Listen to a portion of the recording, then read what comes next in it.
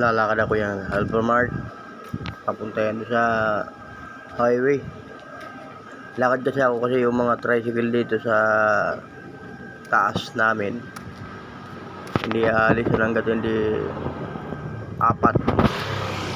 Kung mag-special ka naman 80 yata isang tao ay isang biyahe. Sorry guys, yan o. Kung gusto mo mag-abroad yan Japan, diyan ka mag-aaral tapos may test na sila dyan na welder. Test na ba yun o yung skill mo ba? Bagong gawa yan, siguro mga 5 months na yan.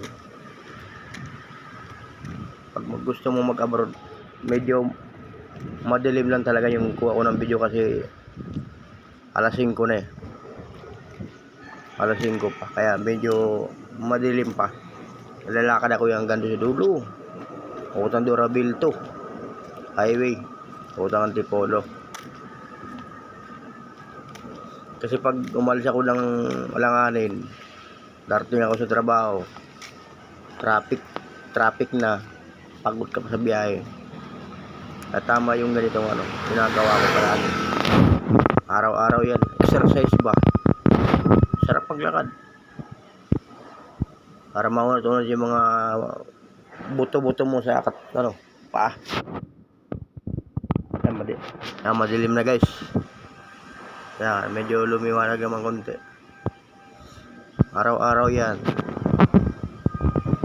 Isang linggong ganyan palagi ginagawa ko para ma-exercise naman yung katawan ko sa lakad, hindi yung puro sakay.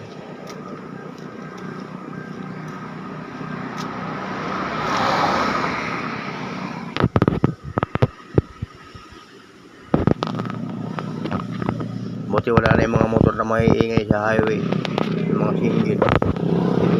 Talagang yung December lang ito, grabe talaga yung mga single dito. Alam mo yung kalsada sinisibag nila.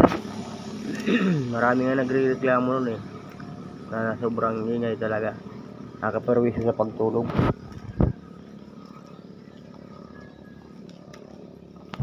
Naisipan ko ng point na bumili akong tirador para tiradorin sa ulo lang, pero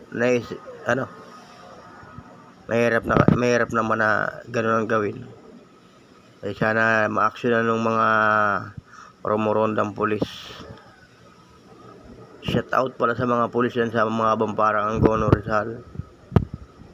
Ingat po kayo mga sir sa pag ikot po, para po mahuli yung mga pasaway na mga kabataan yan. Malamang mga kabataan yan tatambay doon sa baba sa overlooking kasi maganda yung tanawin doon saka may infinite doon, may mga kapihan, kainan, may inuman rin siguro doon, kaya nasa nasa magandang